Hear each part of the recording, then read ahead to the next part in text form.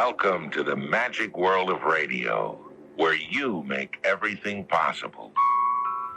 I'm Tom Bosley, and I'll lead you through mysterious highways and byways into a world that's inhabited by heroes and villains, beggars and kings, dragons and winged horses. And radio is the magic genie who, with the click of a dial, can summon forth all these marvelous characters and show them to your inner eye, the eye of your imagination.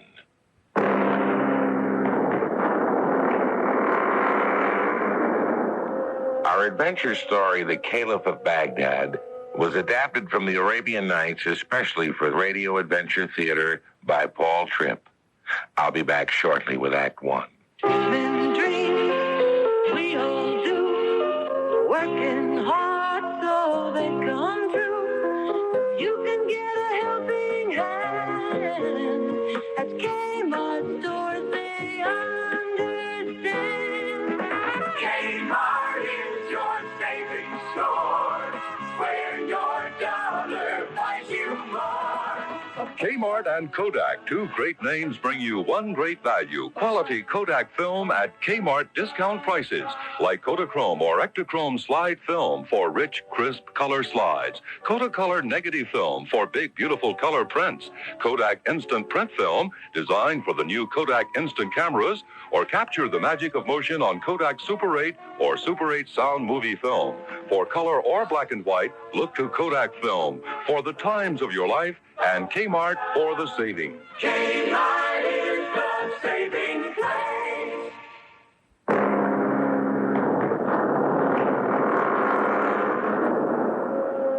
1,000 years ago, in the mysterious Orient, there lived a queen whose name was Scheherazade. She told stories to entertain her husband, the Sultan. But even though he loved to listen, he was easily bored. Now, the moment he lost interest, the Sultan would order the storyteller to be thrown into the deepest dungeon to live there forever. But the clever Scheherazade never finished her story in one night. Instead, she managed to string out her storytelling for 1,001 magical nights.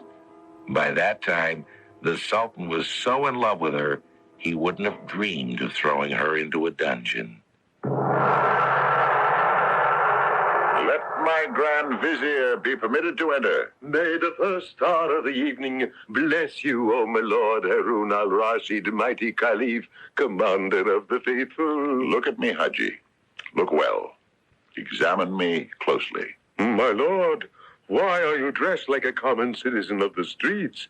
What is the meaning of this disguise? Tell me, Haji, is there justice done throughout my land? Of course, my lord. How can you ask?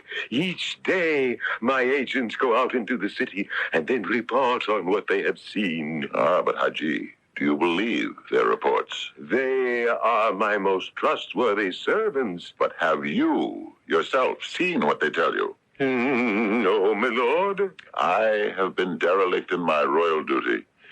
Would it not be better, Haji, to see with my own eyes rather than with the eyes of others? True, my lord. But a king is too occupied with affairs of state. Henceforth, I will deal with my own subjects myself. Therefore, this disguise. They will not know me. Therefore, they will speak freely. And with my own eyes, I shall know how well I rule. But it is too dangerous. I cannot let you do this. Cannot? Who rules this land? You or I? Now let us go to the secret door behind my throne. The one that leads out into the street.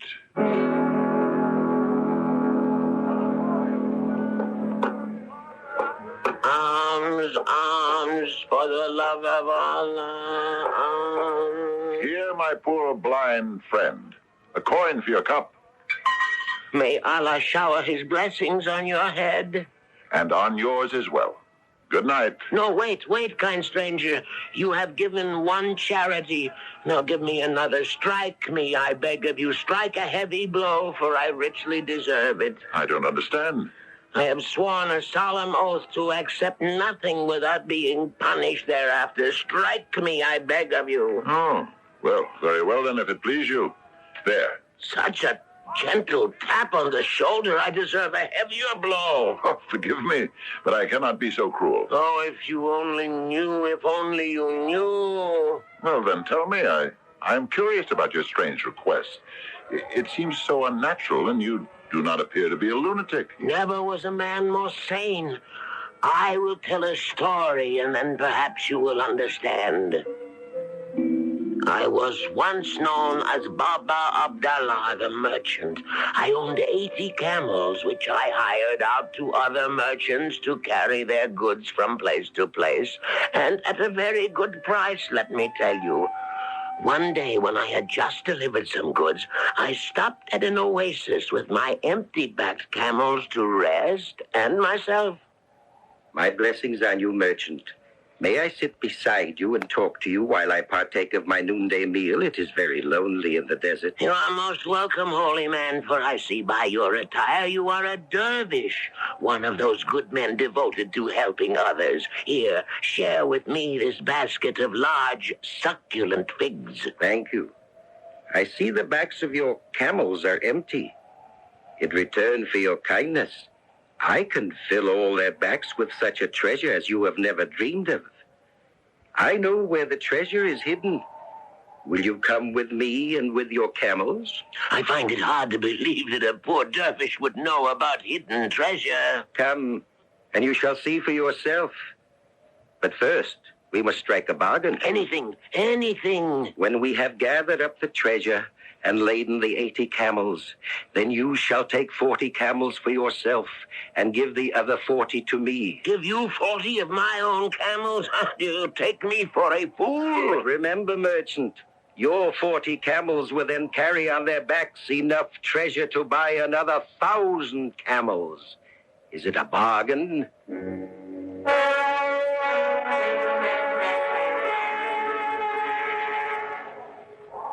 Do you see yonder twin mountains? There is a narrow pass between them. Through this pass you will lead your camels single file. Then we will go into the secret cave that I know of, and we will bring out the treasure which is hidden there.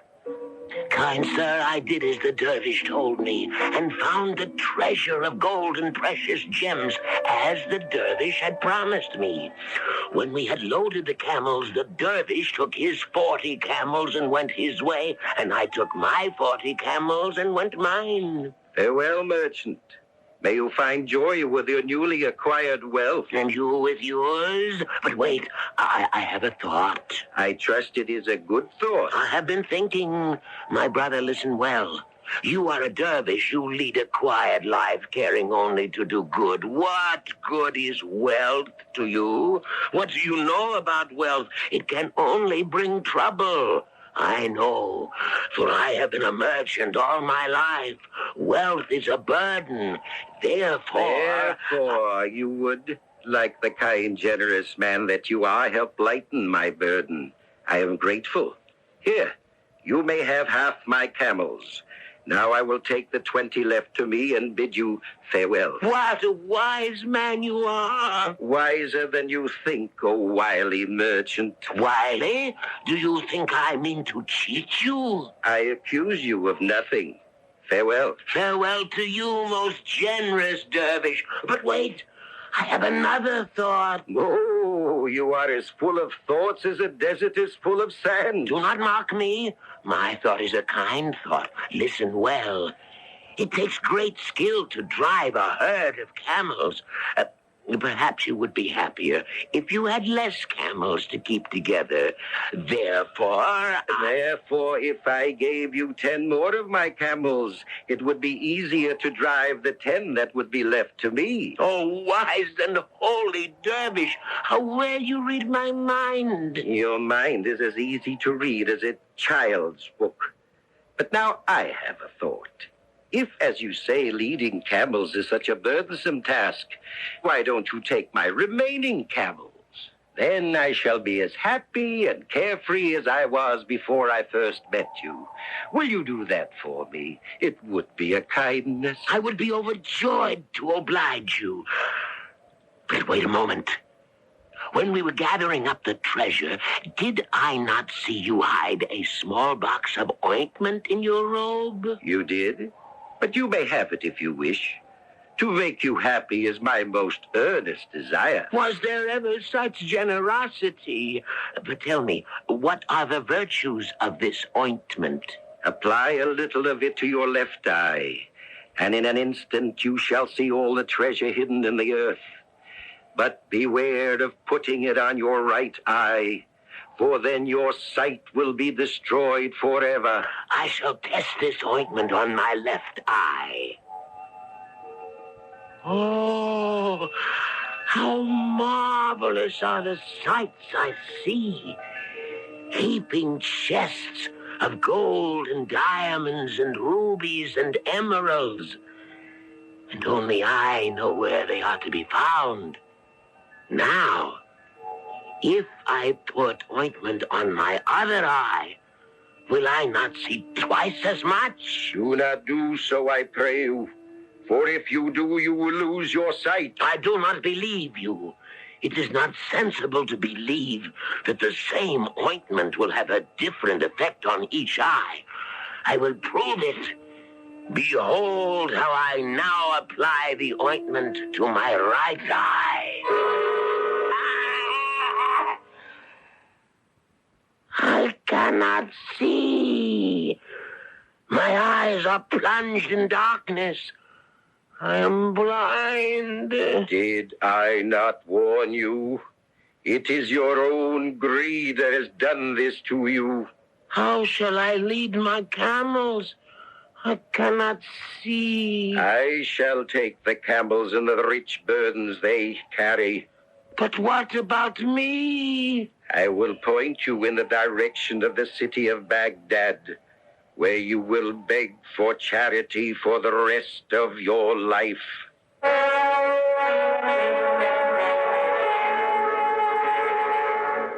Kind sir, that was 20 years ago, and in those years I have reflected on my sins and begged for punishment. Now, stranger, do you understand my reason for wishing you to strike me? I understand very well. In all those years, you have taken charity and blows as well. Never have you given. But what have I to give? The lesson to be learned from your story. Tomorrow and always, you will sit in front of the Caliph's palace. The man shall stand beside you and ring a bell to attract people around you. And all day, you shall relate your story to them, so they may learn the lesson you have learned. I will do so. That will be true repentance, to give wisdom to others. And speak loudly, that even the Caliph in his palace may hear you. But will he not be angry with me for disturbing his peace? He will be grateful, but he is not yet so wise that he cannot learn still more.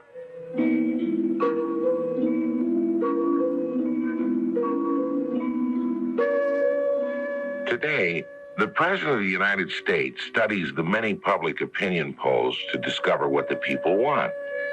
And as much as he'd like to, security prevents him from going out into the streets by himself to find out how the people feel about things.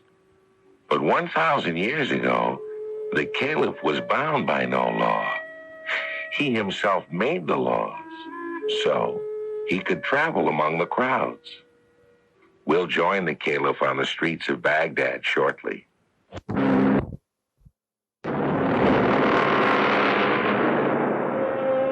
The Caliph Harun al-Rashid was so pleased with the results of his first venture into the city in disguise, he resolved to repeat his adventure each night thereafter. He listened to the people and wondered at the sudden change in their fortunes. Then came a night when the Caliph... But before we hear what happened, we must go back 7 years into the past. Come in, and welcome to our house. Look, wife, we have a visitor. Our old friend Ali Gaga, whom we have not seen for so many weeks. May Allah bless all who live here. Mustafa, I have come to bid you both farewell. Is that why you carry that large olive jar? For your journey? Oh, no, Amina. People would laugh at me. An olive jar is no place to pack one's clothes. I have brought it to leave in your safekeeping. Of course. We will do whatever you wish, old friend. But put it down. It seems very heavy. Oh, thank you. It is. I am going on a pilgrimage to the city of Mecca. But what have you done with your shop? I have sold it for as much as I could get, and my house and furniture, too. This jar you wish us to keep for you. Oh, what is in that, if you will pardon my curiosity? Oh, the rest of my poor belongings, which I will not need on my journey, and a bushel of olives on top. You will guard it well, Mustafa. It is nothing, but it is nevertheless dear to me. Well, I will guard it with my life, dear friend. And mine as well. Have no fear. And now I must go. The caravan which I will travel with is waiting at the edge of the city. It leaves within the hour. Allah be with you, my dear friends. And with you. No man ever had truer friends. And when shall you return to us? Only Allah can tell. 2-3 years, perhaps. I will write and let you know. Farewell.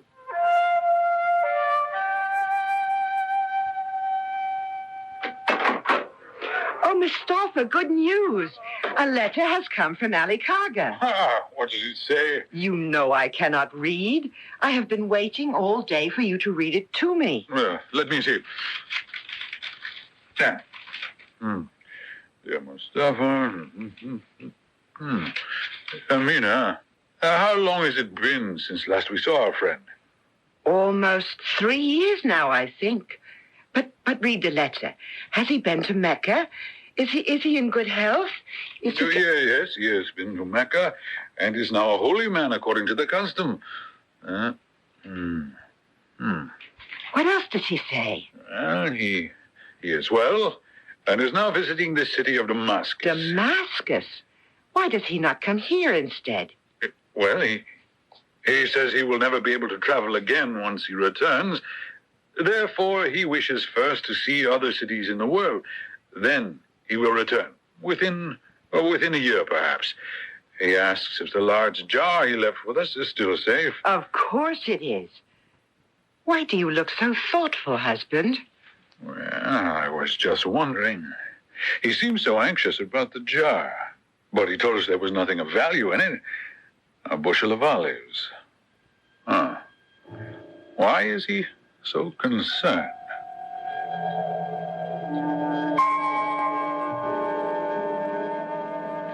Mustafa?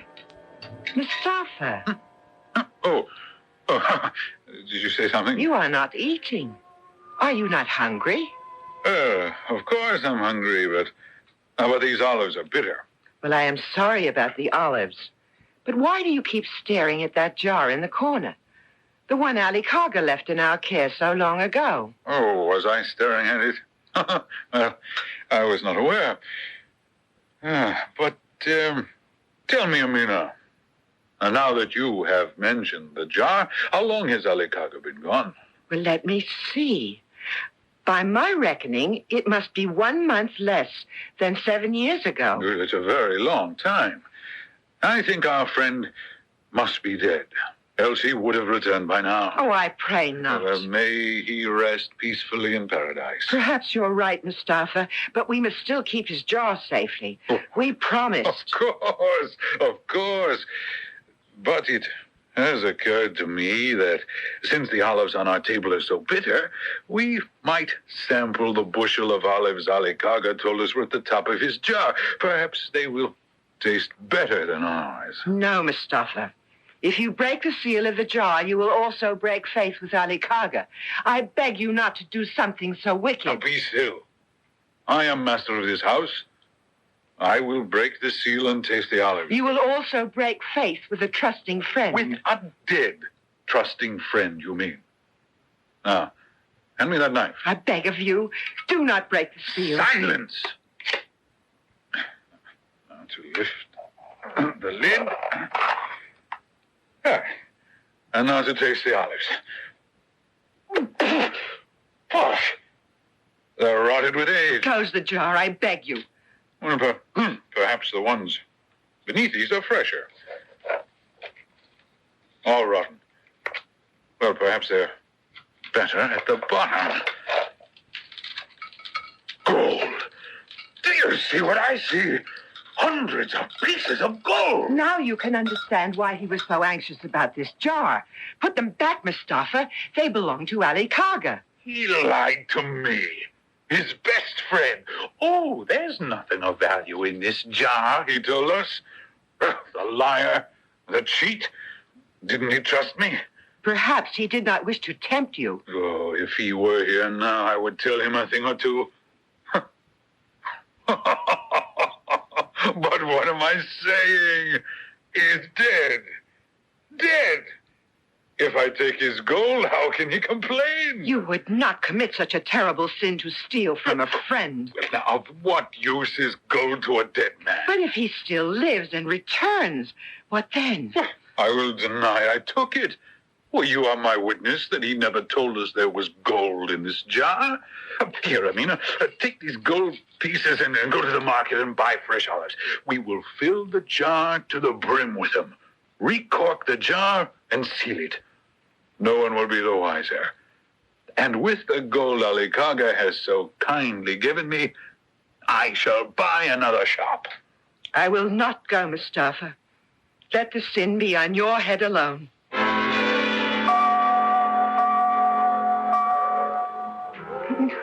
Oh, Mustafa. Each night since you took the gold, I have had terrible dreams. Put it back. I plead with you. Put it back. Oh, for a month now, you've been howling like a cat whose tail has been stepped on. Give me some peace. Let me sit here before our shop and enjoy the cool breeze that comes from the desert. Amina, look. Here comes that stranger again. The one who walks past our shop every night and wears a scarf across his face. Now, stop your crying. Good evening, my friends. It has been such a hot day. I thank Allah for the cool wind he has sent from the desert. And I, too, thank Allah for his blessings. Mustafa! Amina! I have returned! Who calls? Who has returned? It is I, your old friend Ali Kaga, back after 7 years. Well, welcome back, my old friend. Well, see how Amina weeps for joy. We had thought you were dead. Oh, I'm not surprised. It has been a long 7 full years, but I am alive and well, as you can see. Well, yes, I can see. Well, come, sit beside us and tell us of your adventure. Later. But first, I must ask you for the jar of olives I left with you so long ago. Oh, by all means. Well, here is the key to my shop. You will find the jar where you yourself placed it. The return of your old friend seems to have been a shock to you both. Even in this dim light, I could see both your faces turn pale. Oh, well, we had thought him dead. But where has he been for so many years? On a pilgrimage to the holy city of Mecca. Oh, then I must ask for his blessing, for he is now a holy man. I have been robbed. All that I had in the world is gone. My gold. What gold? The gold I placed at the bottom of the jar, it is gone. Ali Kaga, you astonish me. When you left the jar in our shop, you never told us there was gold in it, did he, wife? No, husband. He never told us. Oh, you see? Well, the journey to Mecca must have addled your brain. No, I swear the gold was in the jar. Now, please, Mustafa, tell me the truth. Perhaps in the 7 years that I was gone, you had need of some money and therefore borrowed some of my gold for business purposes. If you placed gold in the jar, then it must still be there. But it isn't. It's gone. Why blame me? For shame, Ali Kaga. You have returned a poor man and therefore have invented a trick whereby I am obliged to give you the gold you claimed I have stolen. No, that is not true. You are a thief. Let the world know Mustafa is a thief. Tomorrow you will go to court with me and be judged. Gladly, for I am innocent. Excuse me, perhaps I can be of some assistance. I have some knowledge of the law, and since I did not meet either of you until this night, I have no side to favor. Therefore, it follows that, like any good judge, I shall be fair and impartial. Oh, but why should I be judged at all when I am innocent? Then why fear to be judged? Oh, well, very well. If Alakaga is willing, then judge between us. I am willing. And you both swear to abide by my verdict. We do. Good. First, we must have the evidence. Alikaga, go into the shop and bring out the jar and all it contains. I shall do so, your worship. Stranger, can you not see that I am innocent? A true judge does not prejudge. Here is the jar. Now, I shall taste the olives.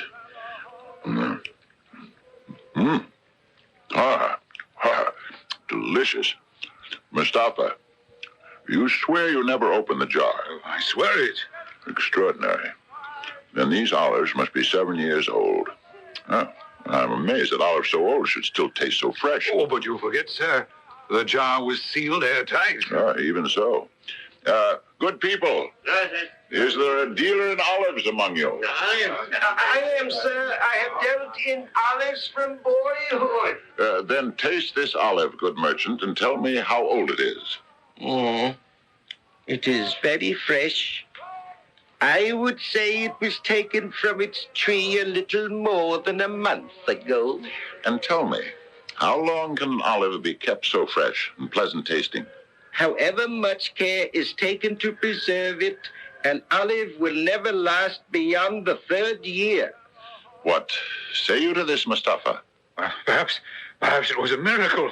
I am innocent, I tell you. Oh, Mustafa, can you not see the truth is out? Tell them that you took the gold. Perhaps the judgment will be merciful. Confess or they will hang you. I confess. Have mercy on me, I pray. Since you have confessed, you will not be hanged. But you will still be punished according to your crime. Here then is my sentence. First, you will return the gold, and then you will sell your shop, and with the proceeds become an olive merchant. I protest. That is not true, Justice. No. Hear me out, Alikaga. The new olive merchant, Mustafa, will only sell olives that are 3 years old. But they will be rotted. Who will buy them? How shall I earn enough money to buy food? When you are hungry, you can eat your ancient and bitter olives. And while you chew on them, you shall then, at last, realize what a crime it is to cheat, especially an old friend.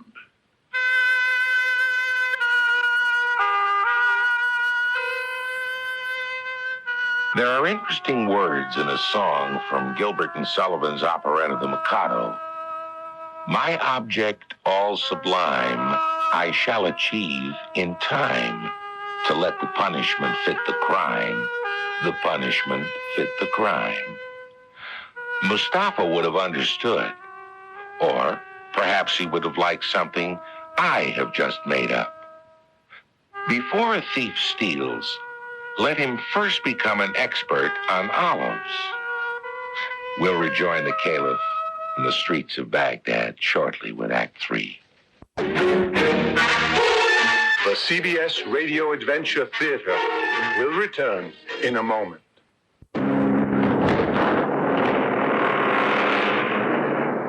The Caliph continued his nightly walks and learned to know his people. Despite the Grand Vizier's fears, no harm ever came to the Caliph. The people became familiar with the mysterious stranger who roamed their streets. And though they wondered about his identity, they did not fear him, but rather blessed his presence. For it became known throughout the city that where the disguised Caliph spoke to people, in that same place, some good fortune would come the next day. Who will buy my wondrous catch from the sea? Who will buy? Oh, a blessed night to you, stranger. Will you see my catch from the sea and buy? I will see, and if what I see is good, then shall I buy. Spread your net, fisherman. But I see no fish in the net. Where is this catch you would sell me? Here, this bottle of brass. But a brass bottle is no fish. What kind of a fisherman are you? A most unfortunate fisherman. What is the meaning of this strange catch? Each day I cast my net into the sea 3 times. Yesterday morning, when I cast my net for the first time, I brought up a broken earthen pot. Who can eat pottery? So I cast my net a second time. And what did you catch then? A tangled clump of seaweed. And what kind of a meal could my wife make out of seaweed and 5 hungry children to feed? So I sent up a mighty prayer to heaven and cast the 3rd time. I trust your prayer was answered. In the strangest way, I pulled at the net. It was heavy. Oh, I thought, I must have caught the largest fish in the sea. And what did you find? This bottle of brass. Oh, well, surely you cannot hope to sell this bottle in the fish market. Oh, do you take me for a fool? No, I will take it to the copper market. It is made of good brass. Surely it should bring at least 5 gold pieces. Do you agree, stranger? Let me examine it, and I will tell you. Well, is it worth 5 gold pieces? Assuredly. But I will give you 10. 10? Is it worth that much? See? Right here, there is a strange seal over the stopper of the bottle that interests me. Something is written on the seal, but I cannot read. It is the name of King Solomon that is written on the seal. Will you sell the bottle to me? Oh, willingly. But wait. Perhaps it is worth even more. Oh, I assure you it is not. Perhaps there is something valuable in the bottle. A bird in the hand is worth 2 in the bush. You have not opened the bottle. How would you know what is in it? First, I will break the seal. And now I will uncork the bottle. Now let me see. Free! At last I have been released from the accursed bottle. Oh, for the love of Allah. What evil spirit have I released from the bottle? He must be a genie, though I have never seen one before. Be quiet, fisherman, and do not offend him. Where is he? Where is the kind soul who has released me? I must reward him. I am here, O mighty genie, standing small before you. It was I who fished you out of the sea. It was I who uncorked the bottle and released you. I pray you, give me the reward you speak of, and let me go back to my home. I will reward thee, thou vile fisherman. Why didst thou wait so long to find me? 1,000 years have I waited for thee. Why didst thou not come sooner? Oh, be not angry, genie. May I respectfully point out, O genie, that in the first place the fisherman did not know what lay at the bottom of the sea. And secondly, 1,000 years ago, he did not even exist. Words will not give me back those lost years. Pray, fisherman, pray. The end of thy life has come. Oh, that is unjust, genie. The fisherman gave you your freedom. Is this the way to reward a kind deed? There is merit in what you say. I will explain. 1,000 years ago, I refused to obey mighty Solomon, whereupon he confined me in this brass bottle, placed his seal on the stopper, and threw me into the sea. There I remained 200 years, and I said in my heart, whosoever shall liberate me, I shall enrich him forever. But no one came. I waited another 200 years, and I said, whosoever shall release me, I shall open to him all the treasures of the earth. But, genie, if you promised all that to the man who would liberate you, why do you now wish to kill the innocent fisherman? I have not finished. When another 200 years had passed and I was still imprisoned, I grew angry, and I said to myself, whosoever shall liberate me now, him will I kill. I shall reward him in only one way. I shall let him choose the manner in which he wishes to die. But, genie, an oath taken in anger is not a true oath. Nevertheless, I will do as I swore to do. Wait, genie, wait. Consider this. To choose how a man shall die is not a small matter. At least give this man a moment to think, and another to pray. Well, I have waited this long. I can wait another short minute. Then I pray you withdraw from us for that moment.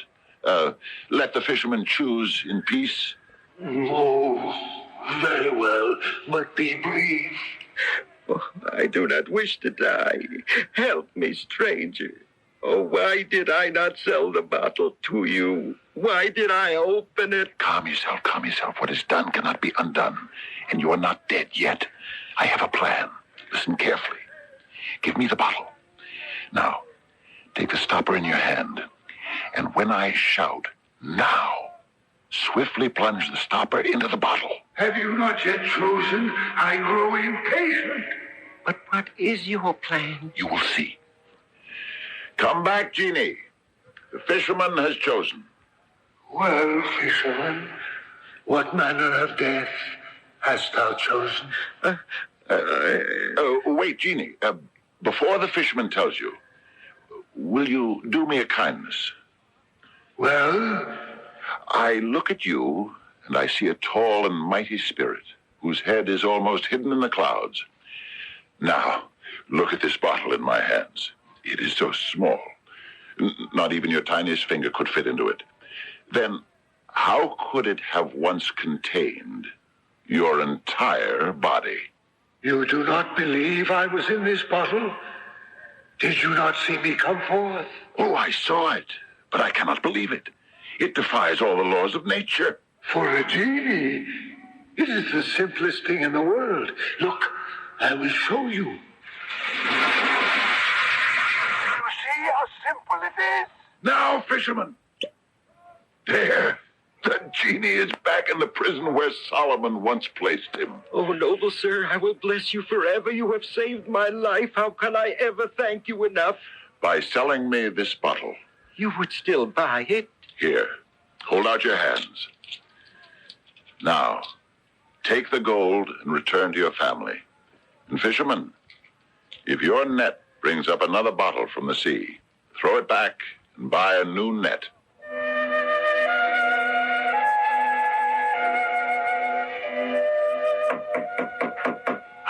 Haji, noble vizier, let me in. I am sorry to disturb your slumber, Haji. I was not asleep, Your Majesty. I never sleep when you go on your nightly adventures. Quick, close the door. Listen carefully, Haji, and do as I tell you. You will take this brass bottle. You will seal the stopper with my royal seal. Then you will wrap it thickly in many scarves. You will place it in a heavy lead box and seal that as well. Then tomorrow, you will secretly give it to the most trustworthy captain of my ships. Tell him to sail to the deepest part of the ocean, where he shall throw the box overboard and watch till it sinks out of sight. I shall obey your command. But what is in this bottle? If I told you, you would think I was mad. Therefore, do not ask. Oh, this has been a long night, Haji. Give orders that I am not to be disturbed in the morning. Was it then such a tiring night in the city, Your Majesty? Yes, Haji. Yes, it isn't every night you catch a genie in a bottle, is it?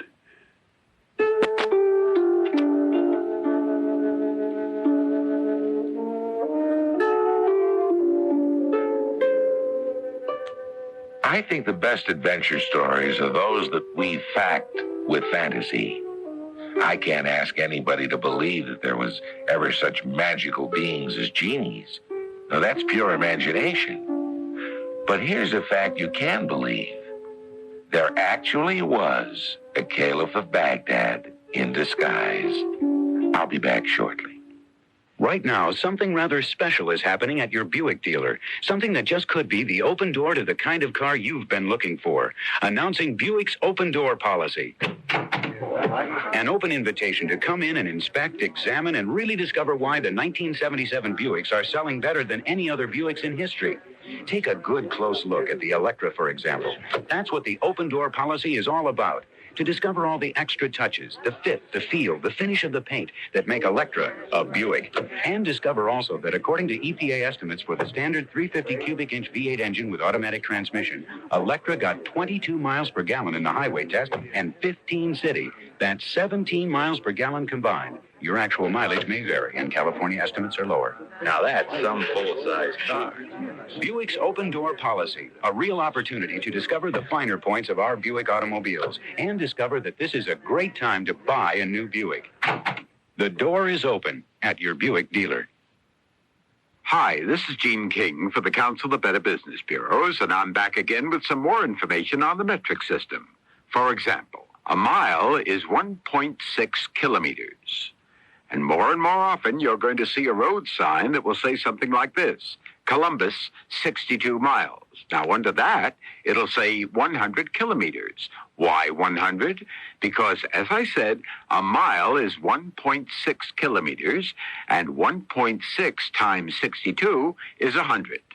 Now, of course, as we get used to the metric system, the mile signs are going to be dropped, and the distances will be measured in kilometers, just as they are in nearly every other country in the world. For more information on the metric system, write to Metric Information, National Bureau of Standards, Washington, D.C., 20234. That's Metric Information, National Bureau of Standards, Washington, D.C., 20234.